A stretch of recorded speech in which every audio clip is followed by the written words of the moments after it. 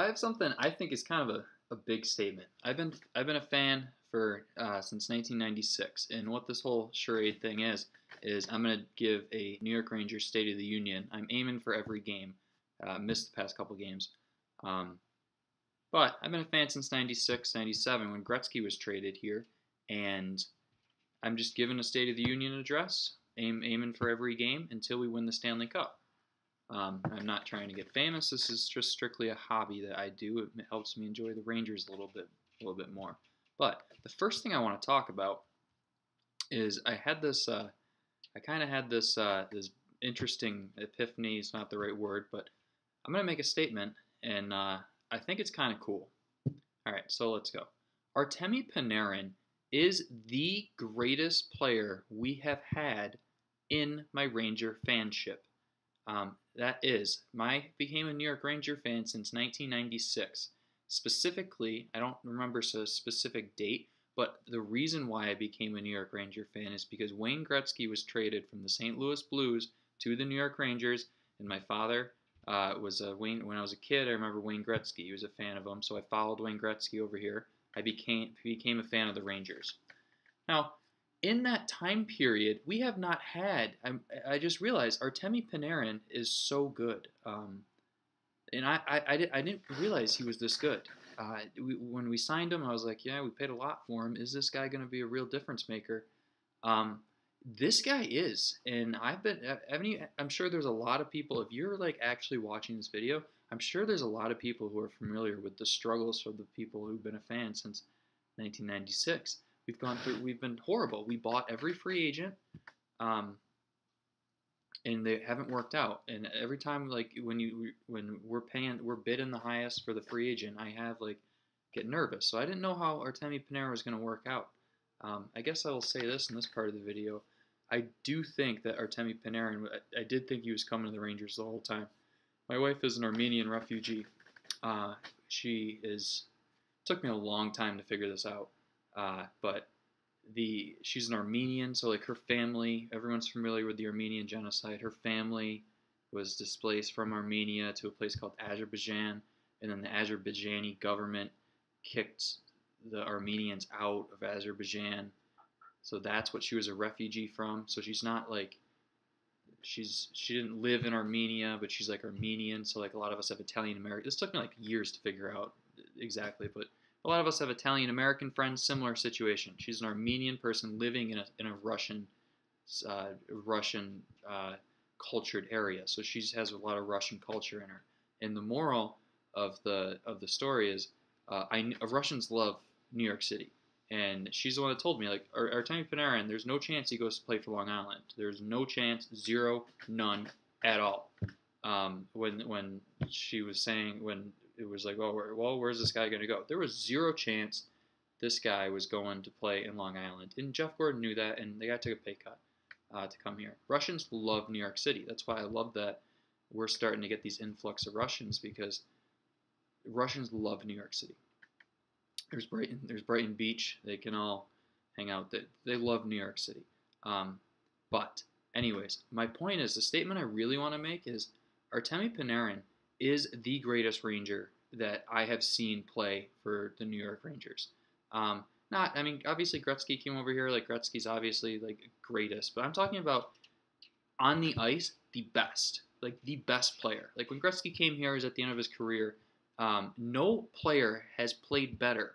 No player is better since 1996 than Artemi Panarin. This guy is a wizard on the ice. He on the left side of the power play, that left hash mark. He's a difference maker. This guy is unbelievable. The way he creates space with the puck and finds his teammates from that wing position, I haven't seen a single player since 1996 who's been more dominant, been more factorial on the ice than this guy. And what I did is I compiled a list of names of all remarkable players in my Ranger fanship. I went through the rosters and I picked out any player who's reasonably good. Now, I got Bobby Holik on the list, so I'm really scraping the bottom of the barrel for any player that's reasonably good. So I just want to list these names of players who are of high skill that have played on the New York Rangers. So, Adam Graves, Wayne Gretzky. All these players are not as good as Artemi Panarin when they were on the Rangers. Alexei Kovalev, I'm not sure if Alexei Kovalev played on the Rangers beyond the 94 team. I'm not sure. I wrote them down. Anyways, Brian Leetch, Mark Messier, Luc Robitaille, Esa Tikkanen, Pat LaFontaine, Peter Nedved. Artemi Panarin is way better than all these guys from the 1996 period on. Theo Fleury, Mike York, Dale Purinton, Pavel Bure, Eric Lindros, Anson Carter, Bobby Holik, Jaromir Jagr. Now, Jaromir Jagr is the one that I kind of wrestled in my mind. Like, Jagr. But, like, I kind of remember Jagr just kind of whipping shots in, like, on the power play. And it's close. If you say Jagr's better, yeah, that's fine. Where was I? Dale Purinton, Jaromir Jagr, Michael Nylander, Sandis Ojelynch, Peter Pruka, Martin Ruchinski, Marty Straka, Sean Avery, Ryan Callahan, Brendan Shanahan, Scott Gomez, Chris Drury, Marcus Naslund, Nikolai Zheredev, Marian Gaborik, Vinny Prospel, Ryan McDonough, Matt Zuccarello, Derek Stefan, Brandon Zubinski, Chris Kreider, Brad Richards, Rick Nash, JT Miller. I'm a big JT Miller guy. Marty St. Louis, Derek Brassard, Kevin Hayes, Eric Stahl. None of those players are as good as Artemi Panarin. This guy is unbelievable. Anyways, I kind of thought about that, and it's kind of an interesting fact. And for those of you who were fans since '96, that was kind of an interesting list of names to kind of to jog your memory here. Pavel Bure. It's a shame that guy tore his ACL, because when he got traded over here from the Florida Panthers, that guy could score some goals. If he didn't tear his ACL, then maybe his Russian, maybe he would have been a nice little Russian in New York City for us. All right. Now, in the last video, I talked about Mika Zibanejad. He got hit by, I think it was Patrice Bergeron with a reverse hit.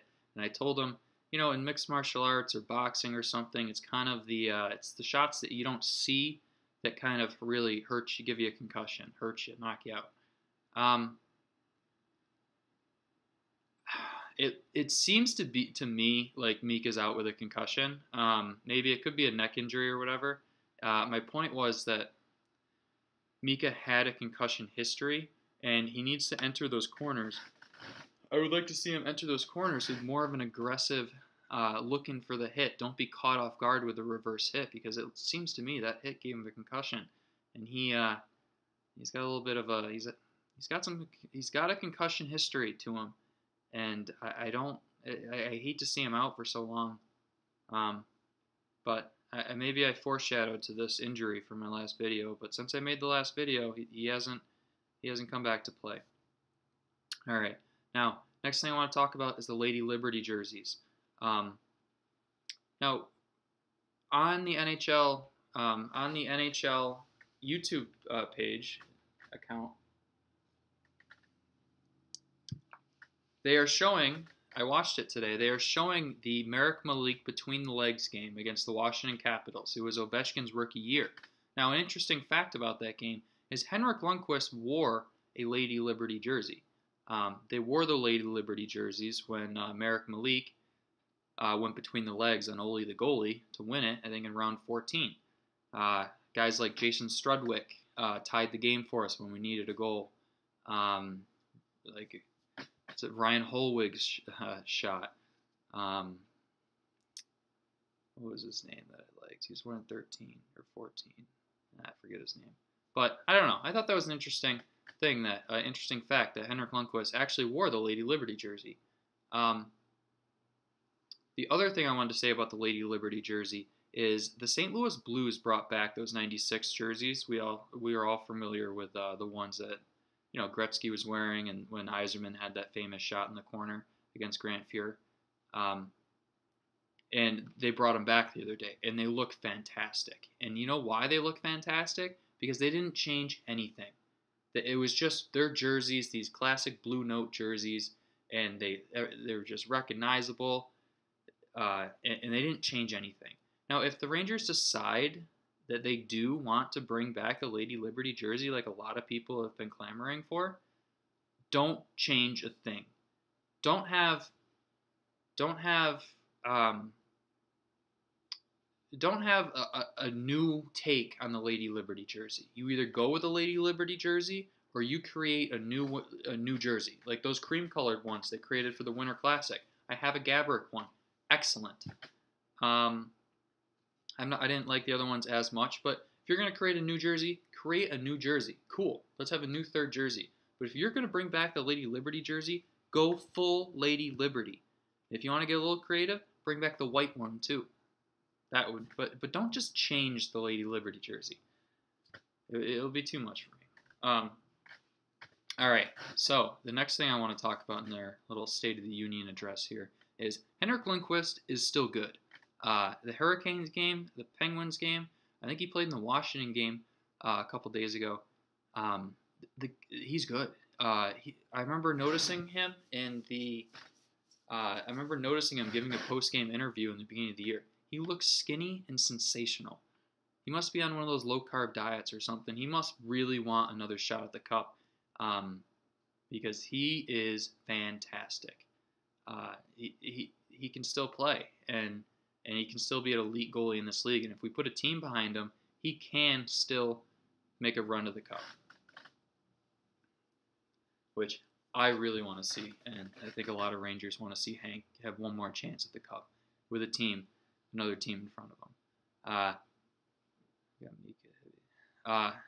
Now, I love Ryan Lindgren, Adam Fox. Just something about this pairing seems right. And it's just, Ryan Lindgren is the stay-at-home defenseman.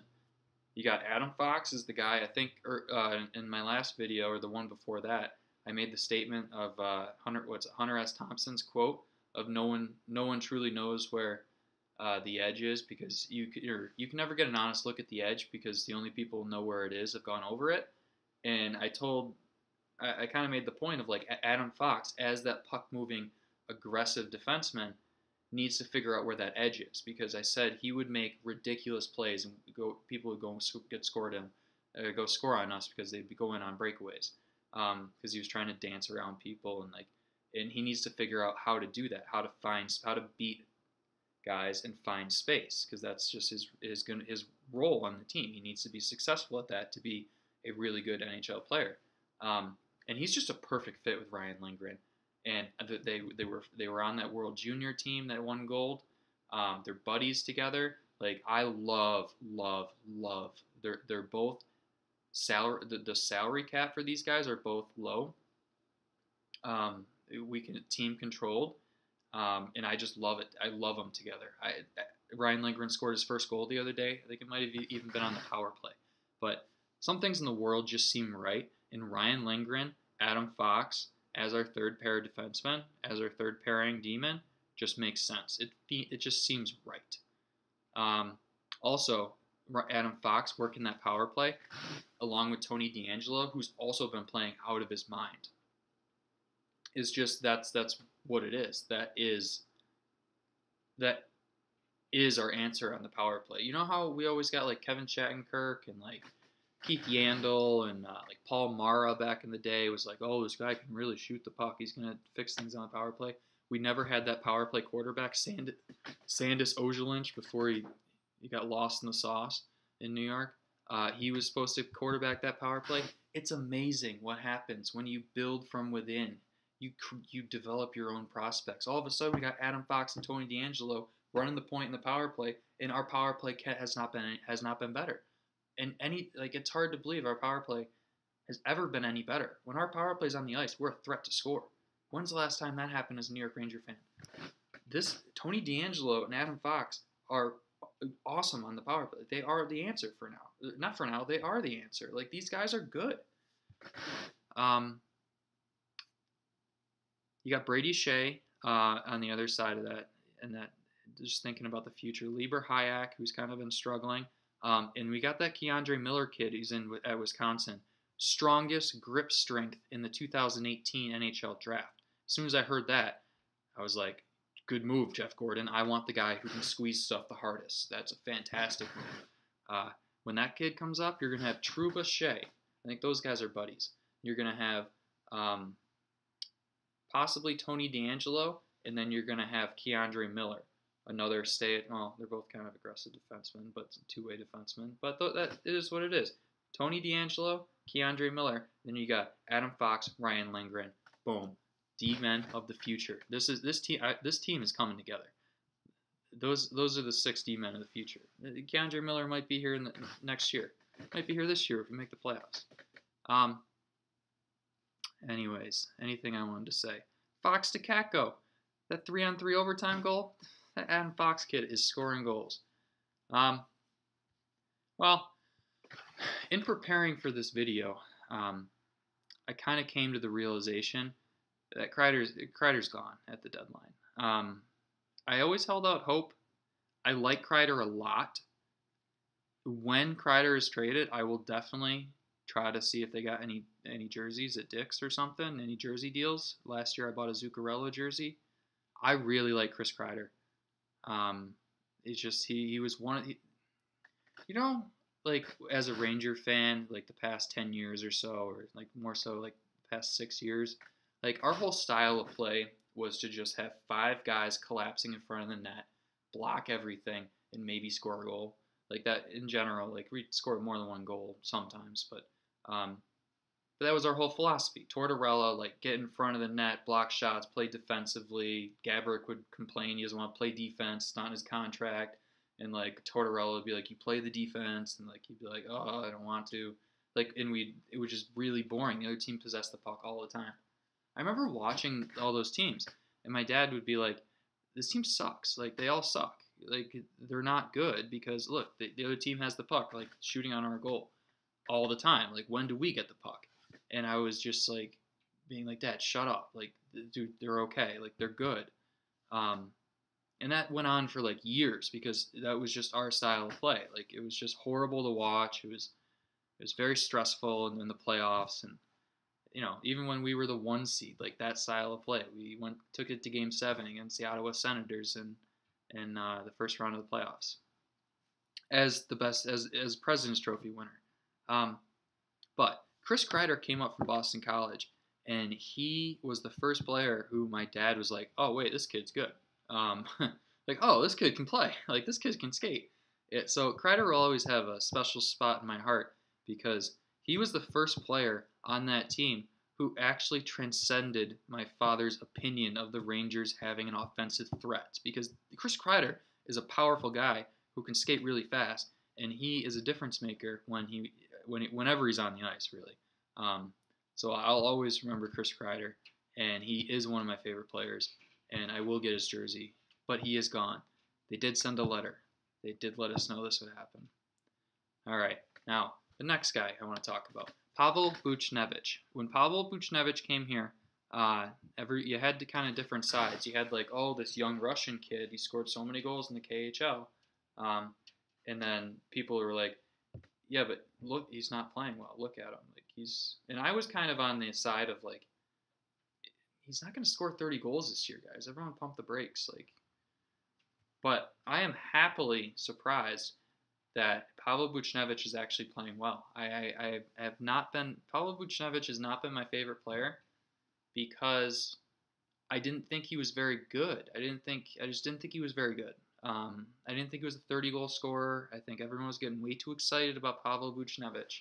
But this year, it has helped that he played the ugly duckling role with Zibanejad and Artemi Panarin. But even with that, with Zibanejad's absence, Pavel Buchnevich has played really well. He's been strong on the puck. That goal versus the Hurricanes, when he just like came in and just drove the puck to the center of the net instead of passing on that little miniature 2-on-1, like that's exactly what you want. The goal last game where Cheytl passed it back to him. He's battling 2 guys. His puck, he's getting his stick on the ice, battling for that puck and putting it in the net. He's been strong on the puck, is what I'm saying. Let me see. Even on the breakaway, like in the Pittsburgh game, like he used his body to ward off the defender and got a decent shot on net. And the game in Tampa, I think James Neal was on Spittin' Chicklets and talking about the intricacies of being a high level or being a goal scorer in the NHL and the little like the so much detail you need to put into your shot. How you can just like change the angle a little bit because if the goalie sees where it's coming, sees where your release point is, you're never going to score in the NHL.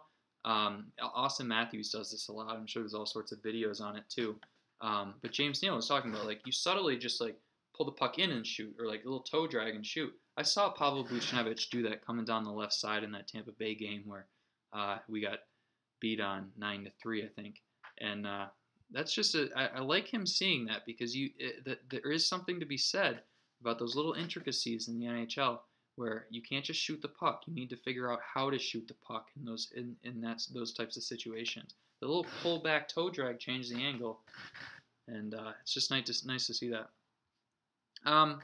So Kaapo Kakko has type 1 diabetes. I didn't realize that when we drafted him. A lot of guys that used to be not great to have. But within the last like 10 years, I'd say, I think Ian Nacho played for Real Madrid and in Spain I think he's a central defender. He has type 1 diabetes, and he once talked about this, about how like his endocrinologist said there was a time when he just couldn't play, but now, and then he proved him wrong basically. So he's 30 years old. So within his lifetime, you can play with type 1 diabetes. He had the flu the other day. So if you're type 1, the whole flu situation is a problem. Getting sick is a little bit of a problem. But he's fine. It's fine. But he's also starting to score goals. Kaapo Kakko would not surprise me if he had the most goals of any rookie this year.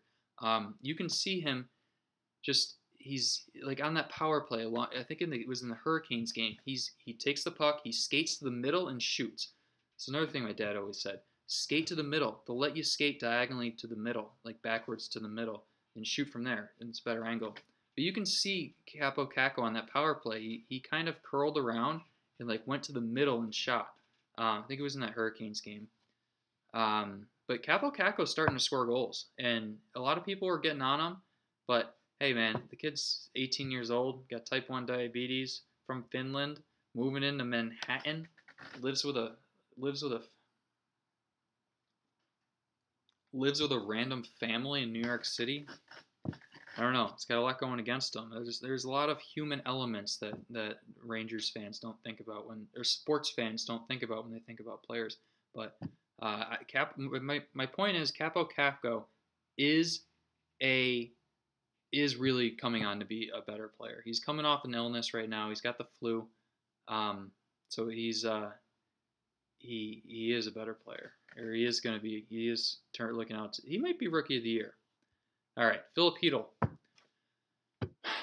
It's hard to. I was gonna make the picture of this video. What do they call it? The thumbnail to this video. One of Filip Cheytl's goals, but you gotta document when what's his name, Ryan Lindgren scores. You gotta document Ryan. You gotta document Ryan Lindgren's first goal. Just gotta do it. But Filip Cheytl went down to the AHL and came back playing fantastic. I know the Hartford Wolfpack are in town on Saturday. I'm hoping to go to the game. Not sure yet, but I'm going to see our friend Elias down there. He got sent down.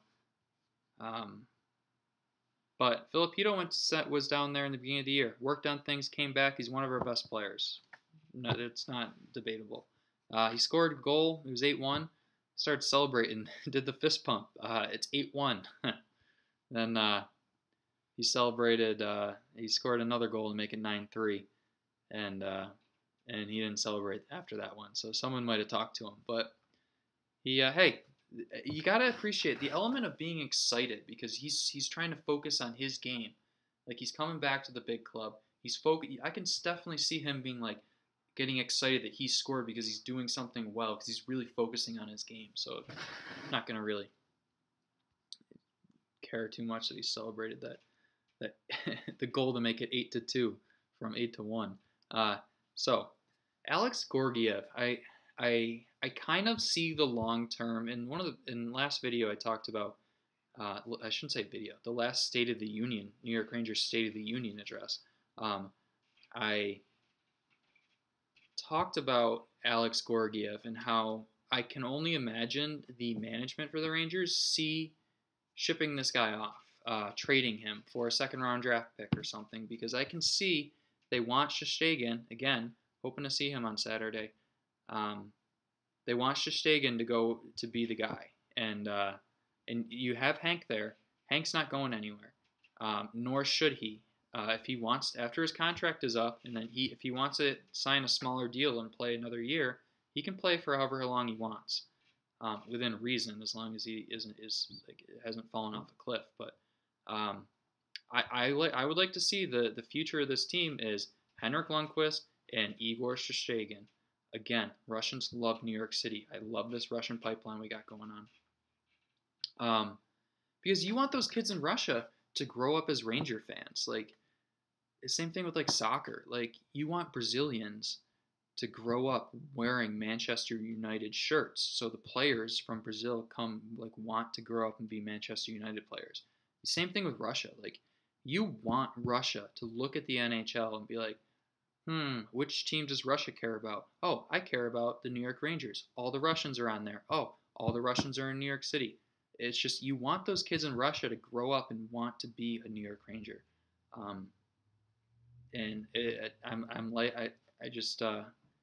Anyways, I want to see Igor Shesterkin and Henrik Lundqvist be the future, that the near future, that back line. And Alex Georgiev, I think we're going to end up trading him. I do think there is a Toronto was an option. I'm not sure what we could get there. But anyway, I'm sure a lot of teams could use a backup goalie. I'm not saying you're going to get a big haul on him. And because you're not going to get a big haul on him, that means you don't need to trade him. You don't need to trade him. You can try to work on getting a good deal here or there. Or negotiate for a deal. Don't just give him away. But I do see the future of Alex Georgiev being in a trade. I still do. I don't see Shesterkin and Georgiev. I don't see them coexisting as a 1 and a 1A tandem with Hank here. So I do think you're going to see Georgiev be traded, which is a good thing. We want assets. Keandre Miller, we bought because 2 picks. We bought him because we had a second-round pick from some deal. We want those assets. Those assets matter. They don't always work out, but they do matter. All right, next thing I want to talk about, Brendan Lemieux. Anytime his bucket's on the ice, you see that little hair that he's got, his fro, his curly Jew fro. That's when he's playing well. Anytime his bucket is on the ice, that is when Brendan Lemieux is playing well. And he fought Tom Wilson the other day. And it's hard to be more endearing to the Madison Square Garden fans than fighting Tom Wilson. Brendan Lemieux is starting to figure it out. He's starting to come to grips. He's starting to come to grips with his role on the team. And I don't hate him as a bottom six forward. I don't know what his future is. I don't know. It depends on how much we're gonna have to pay him. But I like him as a bottom 6 forward. If he continues on this trajectory and start getting in fights every once in a while. Riling up the Garden needs something like that. Management notices when people get the Garden going, because when you have energy in your own barn, it makes you play better. You need energy, guys. Brendan Lemieux needs to have that role. All right, now Brett Howden. I don't know. The coach seems to think he's a good face-off guy. He's a big-bodied guy. I don't mind seeing him play 10 minutes a night on that fourth line, 7, 8 minutes, 9, 10 minutes a night. I think that's his future. When we got him, I liked him. I liked him on the team, and I thought he'd be a good fourth line player, and that's what he's working out to be. Now, our penalty kill needs to get better. Hasn't been very good. If we're trying to win the Stanley Cup, our penalty kill needs to get better. Who cares? My $10 bet I placed on the New York Rangers winning the Stanley Cup. I said goodbye to that a little while ago, but anyways, our penalty kill, you got to work on it, right? I'm not exactly sure what you do, but you don't want to be last in the league with our penalty kill. But I think that's all I really wanted to say. I did think Houston